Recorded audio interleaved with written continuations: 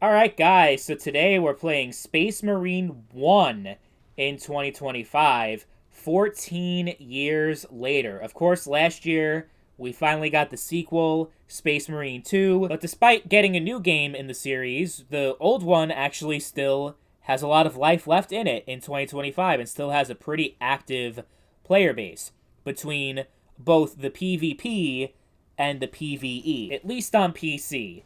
PlayStation 3 and Xbox 360 don't have nearly as many players as PC does, so if you do want to play this game in 2025, I highly recommend the PC version, specifically if you want to play online. If you just want to play the campaign, I guess it doesn't really matter which version you play. Obviously, PC is going to have better performance and graphics, though. So, all in all, I think PC is just the best version for you to play, regardless. But, yeah, I got this game on sale during the spring sale, and I never played Space Marine 2. I didn't get it last year when it came out, and I still don't have it right now. And I actually had a couple of friends from work that wanted me to buy it and play it with them, and I just simply wasn't interested in it. I mean, I didn't really want to pay, like, whatever it was, $50, $60 for a new game in a series that I have no experience with, so I wasn't sure if I was actually going to like it or not, so I wasn't willing to spend that money. But I got Space Marine 1 for like less than $10. I'm like, yeah, that seems like a good price, and I might as well start off with the first game anyway before I dip my toes into the second one. So that's why I'm playing Space Marine 1 in 2025. I was kind of curious about what this game was all about. Honestly, like this, I'm going to be real transparent with you guys. I never even heard of this game until like just now or last year when Space Marine 2 came out. I'm like, well, if Space Marine 2's coming out, I guess there must have been a Space Marine 1. So, needless to say, I don't have any nostalgia or any connection to this game at all. I literally just bought it like maybe a couple weeks ago or last week, whatever it was. So, yeah. I think still though, despite its age, I think the gameplay holds up pretty well. If you're into third-person shooters, I think you're going to have some fun out of this game.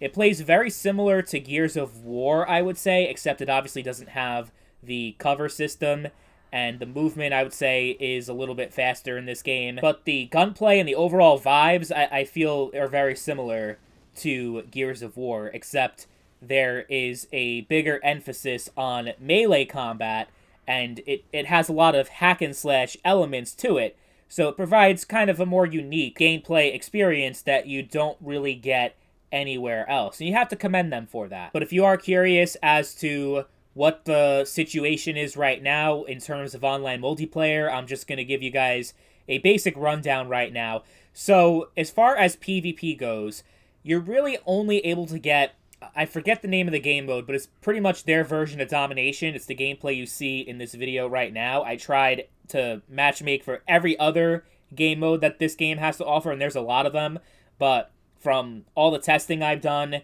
and from all the different play sessions that I've had trying to get into multiplayer during different times of day and different days of the week, yeah, it seems like this Domination mode is the only one that really still has players in 2025. So if there was another game mode that you really enjoyed playing and you didn't really fuck with the Domination mode, then you're probably not going to be very happy coming back 14 years later.